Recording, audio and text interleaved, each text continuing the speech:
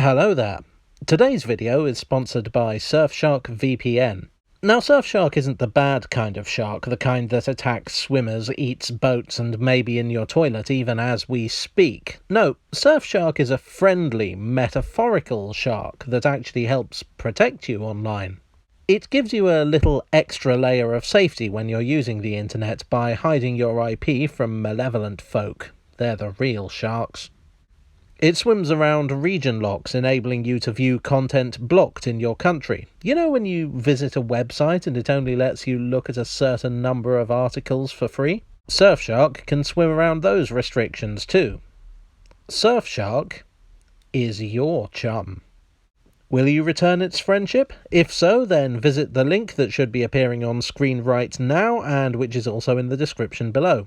If you enter the code JAGO at the checkout, then they'll give you 83% off and 3 months extra free. With a 30-day money-back guarantee, you might say that it's financially sensible to take them up on their offer. Now, on with the video. Today we are looking at Knightsbridge. Knightsbridge is an affluent part of West London in the Royal Borough of Kensington and Chelsea. It's most famous for its shopping, and it's probably mostest famousest as the home of Harrods department store. According to legend, the name comes from a bridge over the River Westbourne on which two knights duelled to the death. That being said, nobody seems to know for certain. A grand and affluent place like this surely merits a grand and affluent station, or so you would think.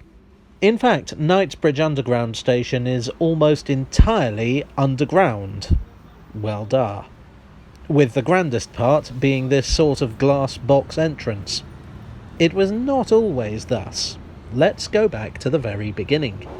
The station was originally proposed by a company called the Brompton and Piccadilly Circus Railway in 1897. The proposed line was exactly as you might expect, from Piccadilly Circus to Brompton. These are the kind of educational insights that keep people coming back. It was supported by the District Railway, who planned to link it with a new deep-level line that they were aiming to construct. In 1901, the Brompton and Piccadilly Circus Railway was bought out by Charles Tyson Yerkes, who is practically a regular character on this channel. It became part of his Underground Electric Railways of London. Yerkes also bought out a number of other schemes by fair means or foul and combined a number of them together to form the Great Northern Piccadilly and Brompton Railway. This would later become the Piccadilly Line, but first there was the question of getting parliamentary approval. Well, I say first, but in fact Yerkes wasn't willing to wait for Parliament. Digging at Knightsbridge started in 1902 before approval had actually been given. There's an urban legend that the line kinks here to avoid a plague pit found during construction, but there is no plague pit here and the line would have gone too deep anyway, so that's the end of that. Knightsbridge Station was opened on the 15th of December 1906.